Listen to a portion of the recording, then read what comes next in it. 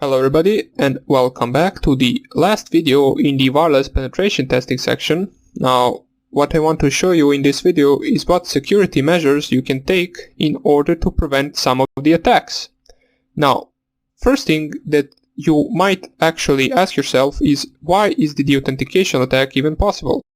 Well, there is not really a measure that you can take in order to prevent it, but there is a certain version which is 802.11w, which you can switch to in order to protect yourself from the deauthentication attack.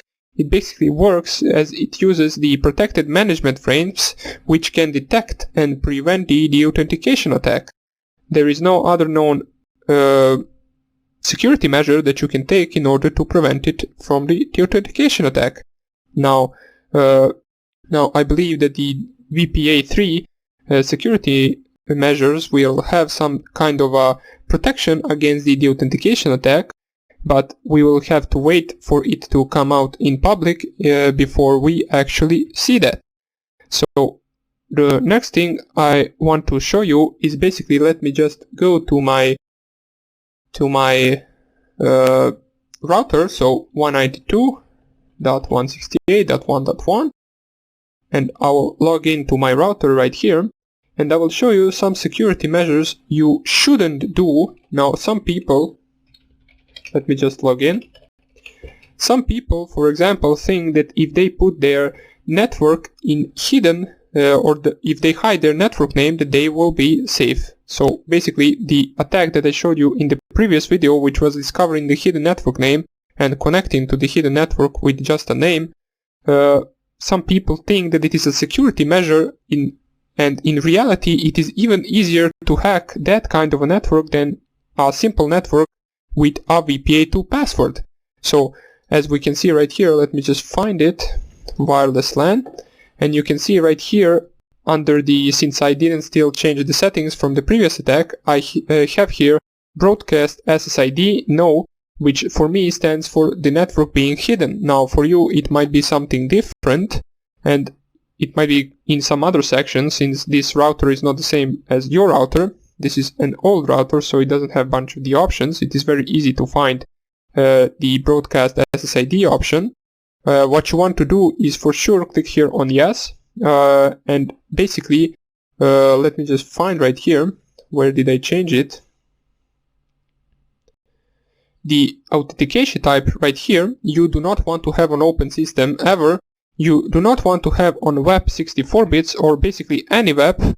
You most likely for now on want to have on WPA2 minus PSK for private share key. So you want to have a password for it, and you want to have a strong password for it. So mix the symbols, numbers and letters and make it as long as you can, and also remember it.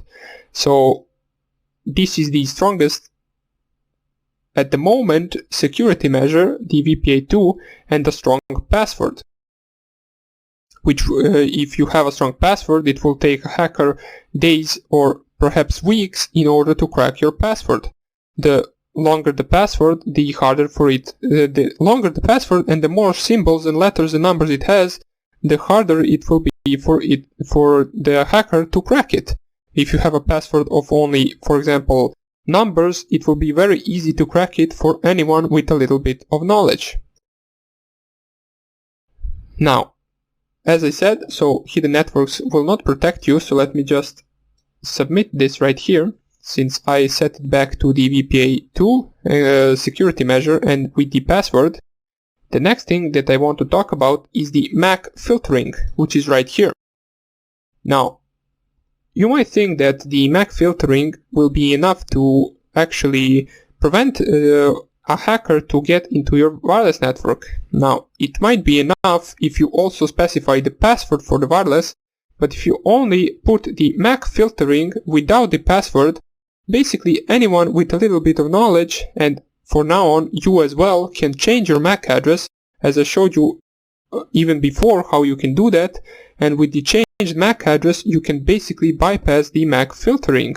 Now, if you have to use a MAC filtering, there is basically a blacklisting and whitelisting. Blacklisting is basically blocking a certain MAC addresses from connecting to a wireless access point, and whitelisting is allowing certain MAC addresses to connect to a wireless access point.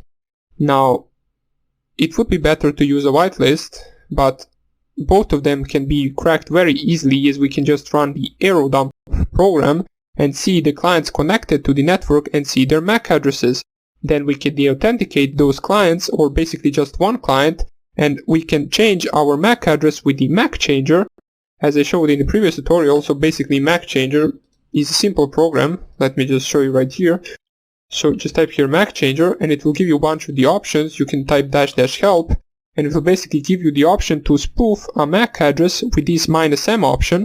You can type any MAC address you want, and basically you would type the MAC address of the client that is connected to the wireless access point that uses the whitelist, and basically then you deauthenticate the client and you connect with his MAC address.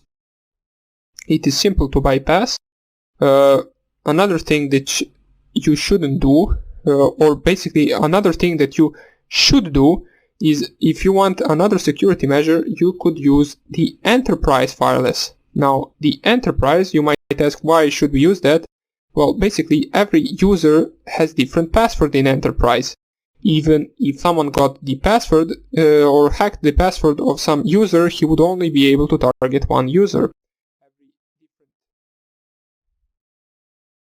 So it is also a thing to reconsider using, since it does provide a certain level of security. Basically, as I said, if you were to get a password from one user, you wouldn't be able to do much. You wouldn't be able to run the man-in-the-middle attacks, for example, so it is a good security measure. But I believe not many of us, or basically almost nobody at home, has the wireless enterprise. So you can reconsider using that, and that would be it for the preventing the attacks that we covered right here.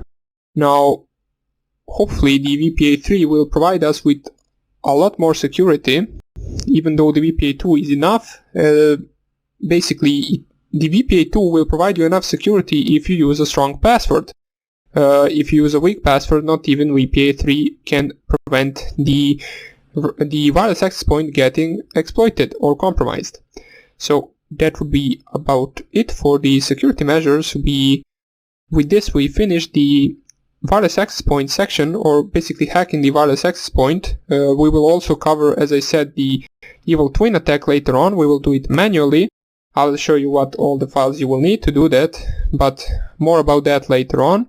And we will continue hacking in the next lectures. Hope I see you there, and take care. Bye.